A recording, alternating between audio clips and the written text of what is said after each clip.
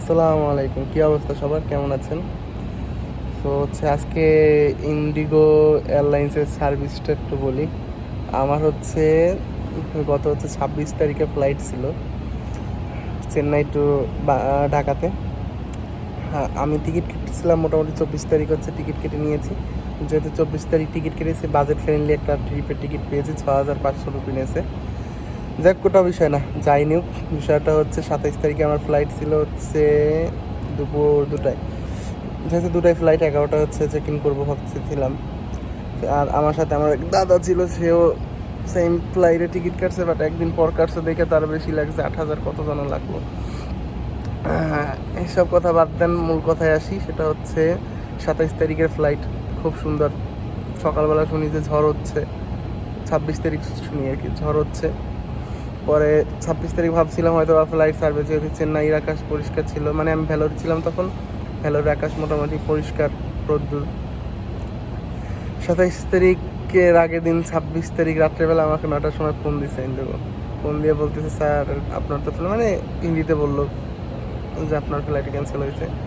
আমার তো মাথায় আগুন, কি হবে এখন, কি হবে, কি করব। তাই বললাম এখন প্ল্যান বলেন। প্ল্যান এ, সেটা টাকা রিফান্ড করবে, ফুল টাকা। প্ল্যান বি, তারা যে এয়ারলাইন্স দিবে সে এয়ারলাইন্সে যেতে হবে, মানে যেরকম কি টিকিট করে দেবে সেভাবে যেতে হবে। এই এখন আমি চিন্তা করলাম, তখন ঘাটাঘাটি করে দেখলাম, এজেন্সির সাথে কথাবার্তা বলে দেখলাম ট্রেন অফ। মানে আমি যে ট্রেনে করে ভেলোর থেকে আসবো, কলকাতাতে আসবো, কলকাতার সাথে যোগাযোগের ট্রেন অফ, একদম 21 ঘন্টা অফ। মানে একদিন থাকবে না, 27 তারিখ থাকবে না, 28 তারিখ থাকবে। এরপর যে চিন্তা ভাবনা করলাম যে এয়ারেই দেখি কি করা যায়। এয়ারে দেখতে গিয়ে আমরা ভাবলাম যে দেখি 28 তারিখ বা 27 তারিখ, যেহেতু ক্যান্সেল হয়েছে, 28 তারিখ 29 তারিখ পাই কিনা। এই সপ্তাহে কোনো ফ্লাইটই নেই, নাই। তাও ভালো। পরবর্তীতে একটু পর ইন্ডিগো আমাদের প্ল্যান বিটা দেখলাম। ইন্ডিগো প্ল্যান বিতে সব থেকে কম সময় ট্রানজিট ছিল এটা, যেটা আমি নিয়েছি। মানে ওরা 5-6টা আমাকে চয়েস দিয়েছে, তার ভিতর থেকে একটা নিয়েছি। সেখানে তো প্রথম চয়েসটা ছিল এটা, যে আপনি 27 তারিখ 28 তারিখ সকাল 5টা বাজে, 5টা 25 থেকে 5টা 25-এ চেন্নাই থেকে কলকাতা, এবং কলকাতাতে 22 ঘন্টা 50 মিনিট স্টে করবেন, মানে 23 ঘন্টা, মানে একদিন স্টে করবেন। পরের দিন সকাল 6টা 35-এ কলকাতা টু ঢাকার ফ্লাইট। আবার সব কিছু ঠিকঠাক, আবার জন্য এখন কিছু করার নেই। হ্যাঁ, সব থেকে বড় বিষয় এই যে এত বড় একটা ট্রানজিট, ভাবতেছিলাম যে সিদ্ধান্ত নেবো কি নেবো না। পরে চিন্তা করলাম এটা তো আর আমার কোনো উপায় নেই। পরে এই সিদ্ধান্তটা নিয়ে নিলাম যে আসলে আমরা এটাই নিচ্ছি। এটা নেওয়াটার পর হ্যাঁ, খুব ভালো। আসলাম, আজকে ভিডিও করতেছি 27 তারিখ।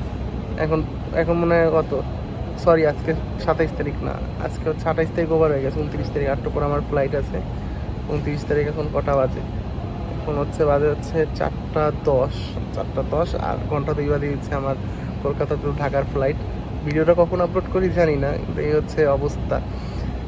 এই যে একটা বিশাল জার্নি, 3 দিনের জার্নি। এই 27 তারিখ বিকালবেলা রওনা দিয়ে চেন্নাই এয়ারপোর্টে এসে হাজির হলাম। ইমিগ্রেশন হয়নি অবশ্য, ওখানে বোর্ডিং পাস কমপ্লিট করে সারা রাত্রি সজাগ একদম এভাবে বসেছিলাম।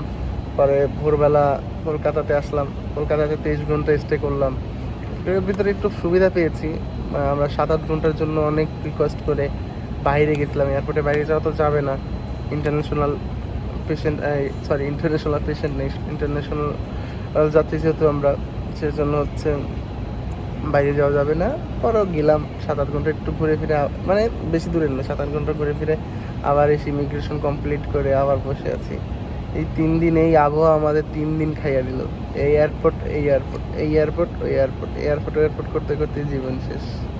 এর ভিতর আর একটা কথা বলে রাখি, সেটা আমাদের তো ইন্ডিগোতে এরকম একটা সার্ভিস দিল, কিন্তু বিমান বাংলাদেশে যারা টিকিট কেটেছিল, আমি যে লজে ছিলাম বা আশেপাশের লজে সবারটা দেখলাম, বিমান বাংলাদেশ বা ইউএস বাংলায় যাদের ছিল তাদের তো 50% টাকা রিফান্ড করছে, বাকি টাকা রিফান্ড করে নাই। আর ফ্লাইটেরও কোনো ব্যবস্থা হয় নাই, তারা তো পুরো আটকা খেয়ে গেছে একদম। আপনি সপ্তাহে কোনো ফ্লাইট পাচ্ছেন না বা ট্রেনের ব্যবস্থা করতে পারছেন না, তৎকালে টিকিট পাওয়া তো খুব টাফ।